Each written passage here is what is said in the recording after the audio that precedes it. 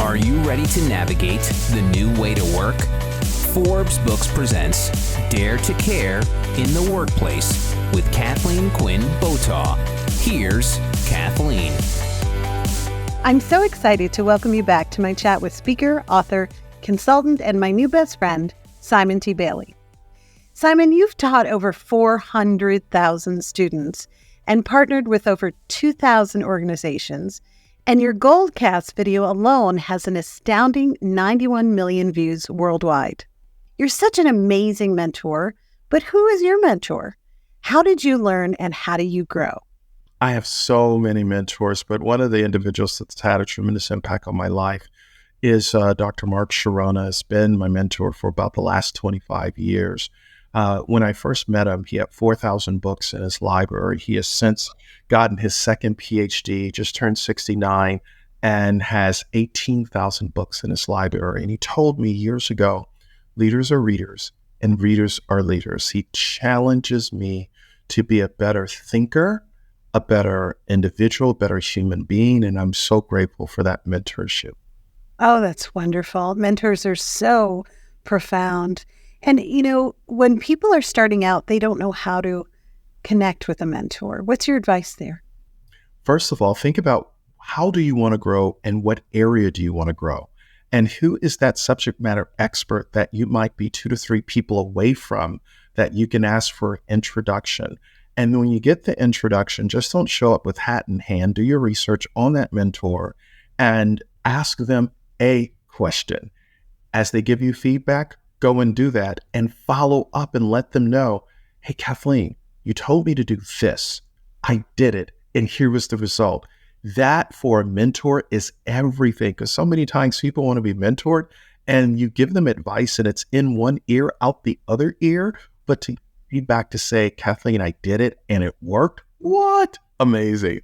It's like a loop. People need to matter. Yes. Your employer needs to matter. They need to be heard as well. And your mentors need to have feedback on this worked, this didn't work. I tried it, I didn't try it. And I think so many people don't take the chance to reach out. And how did you find that courage to reach out to your mentor? I am so blessed because when I have been stuck over the years of being an entrepreneur, I ask for help.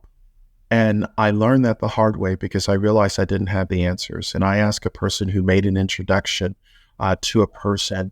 And that's how it happened. The moment you ask for help in the universe, you never know who is going to show up. But you just got to put it out there. And here's what I've discovered. It's not who you are that holds you back from finding a mentor. It's who you think you're not that holds you back. Focus more on who you think you're not instead of who you really are. Yeah, that's beautiful. And there's a whole phenomenon, isn't there, that people don't want to ask for help? Why is that? I think we have grown up in a society where it's safe to say, I don't know, but I don't want others to know. It's your street cred.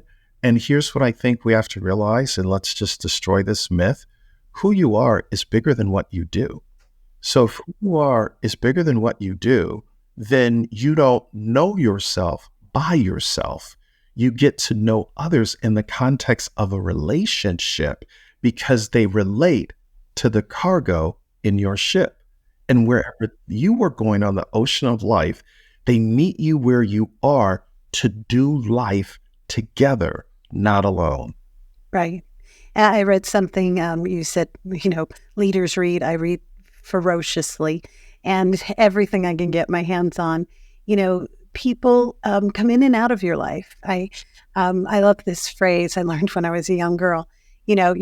People come in for a reason, a season, or a lifetime, and you have to welcome them. And it's worked for me at all stages of my life because sometimes people aren't going to be with you for a lifetime, and that's okay too. But maybe they're there for a reason to help you through some specific issue or to help you see. Or maybe it's just, a moment, but be open to those things. I think there's a whole phenomenon out there that we're masquerading. We're masquerading, and we're trying to impress each other, where if we just stopped for a minute and Just stop it.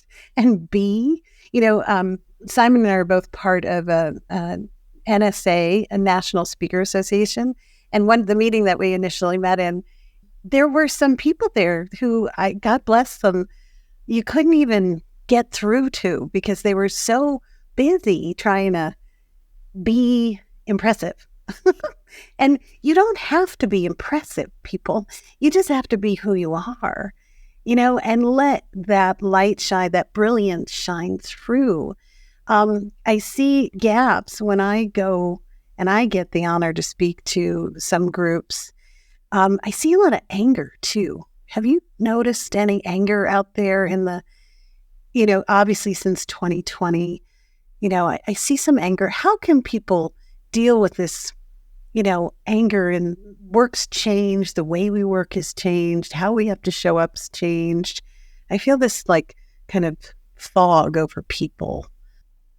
Yeah, I think the first thing we can all consider is any environment, be intentional. And when I say be intentional, you can be walking into a public place of business. If there's someone coming behind you, hold the door open for them, greet them, say good morning, how are you? Be intentional to extend grace and kindness to individuals because everybody's dealing with something. If you virtually connecting with someone and you happen to log on early, connect with someone. Say, Kathleen, how are you? Tell me about yourself. It's our first time meeting. Dr. Maria Music, University of Michigan, clinical psychiatrist, says people want to be seen, valued, and understood. So though there might be a dark cloud of anger on the planet, how do you be that light, that spark, that person who just takes a micro moment to just greet someone and say, how are you? That in and of itself becomes healing presence. Mm-hmm. I agree. I was watching another one of your videos and you were saying that I think it was Alice Graves. Was it Alice Graves? Is that her name? Yes. She was wicked smart, I think you said. So wicked smart. Well, I'm from the East Coast and I lived in Boston for a long time. So I almost fell off my chair when I saw that. But when I moved from Boston to Colorado, I noticed that here in Colorado, people look you in the eye. They smile at you. They're not scared that somebody's going to do something, that they shouldn't do. And so that was a real lesson to me in my early 30s that just smile. Even a smile. When I go to Starbucks, I always buy the car behind me through the drive-thru. I do. You're that person. I'm that person. Just to spread joy. And the other day, a woman was having I didn't know what she was saying, but her nonverbals were sad. She was obviously crying and something was happening to her that day. And I bought for her and I don't know what happened and I don't need to know what happened, but that was a moment of grace for her and for me, for both of us. So when you take that moment to notice people around you and do something for them, you don't know what happened. You said, we don't know what people are dealing with. There's a great organization called Invisible Disabilities. Have you heard of them? No. It's a really nice nonprofit because there's a lot of disabilities that we're just not aware of. Lupus, Crohn's disease, cancer hides, some grief hides. We hide. So having that moment of grace with people goes such a long way and can really change someone's mindset. It's either you can wake up in the morning and either decide, I'm going to be grumpy fixed mindset, or I'm going to be open pixie mindset. I'm going to, take on today and just try something new and do something different, right? What you're inviting everyone listening to us to think about right now is you're inviting us to dare to care. Yeah. Take the dare and wherever we are, care with no strings attached. And it's not worrying about, to your point, what's on the other side of that. So here's the research from Emory University. Emory University says when you help someone else, the reward centers in our brain begin to light up almost as if we have been on the receiving end of the person we just helped. And guess what they call it, Kathleen? They call it the helper's high.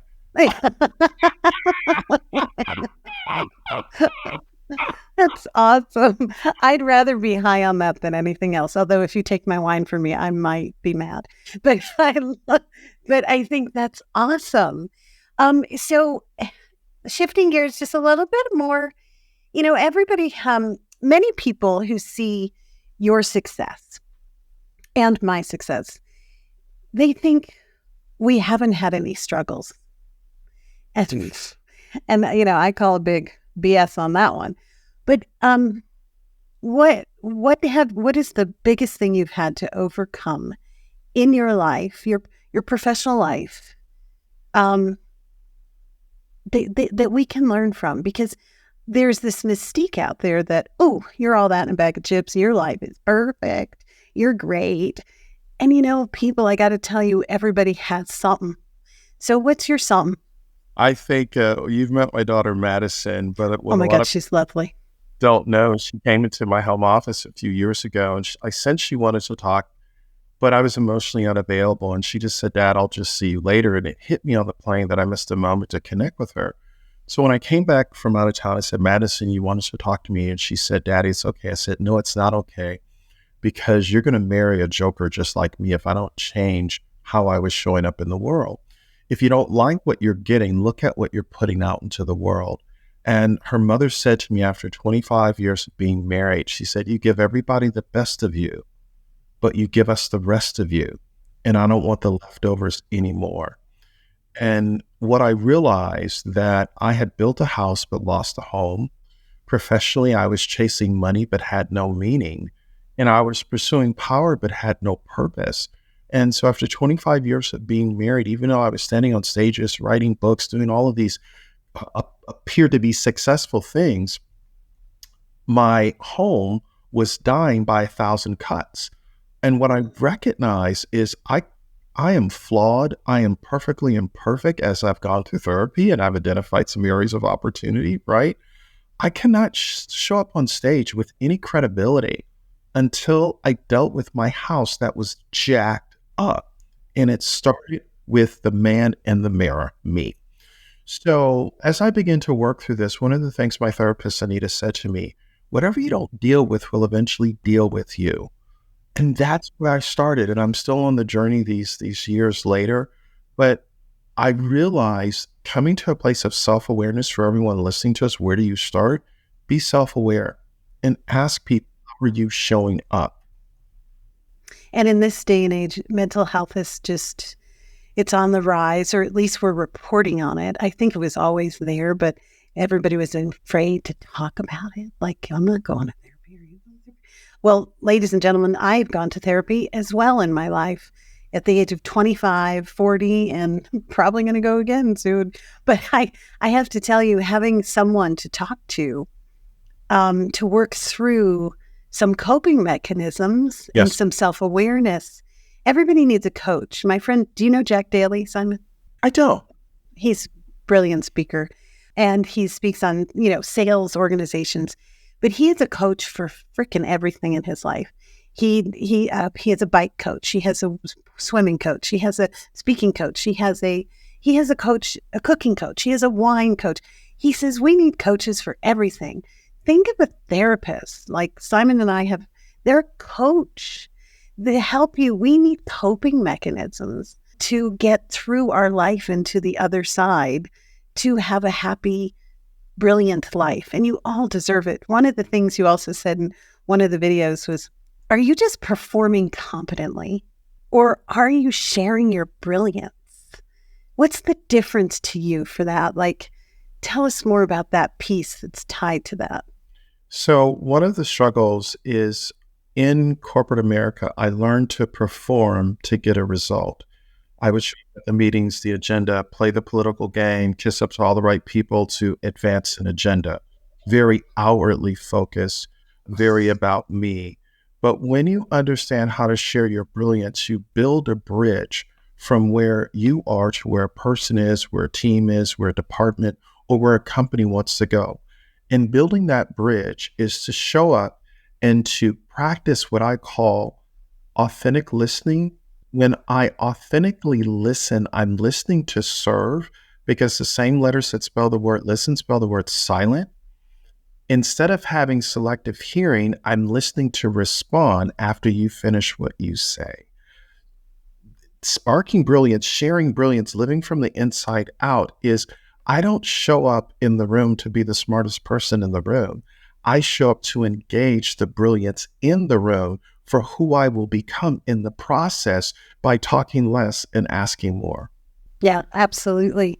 Perfect. And out of your 12 books, overachiever, sir. Oh my goodness. I only have two.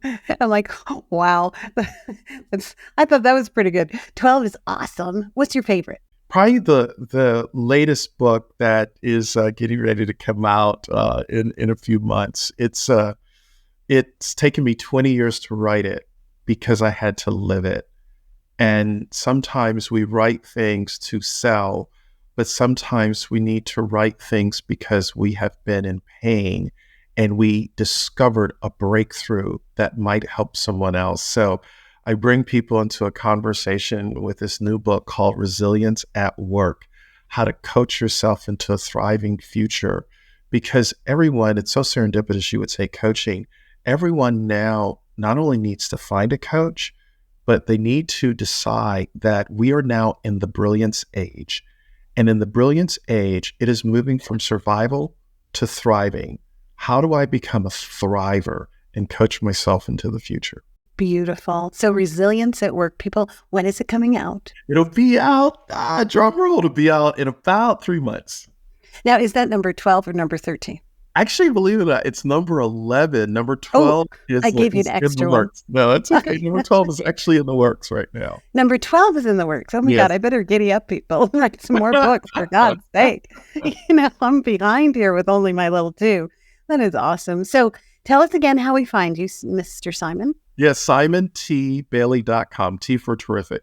It was right there. It was right there. I laid it up, baby. And then what would you like to leave people with? Let these words hug you tight. You are a bright light that delights wherever you show up. The curtain has opened. The stage is set. Walk into the spotlight and dare to care. Oh, God, I want to hug you right now.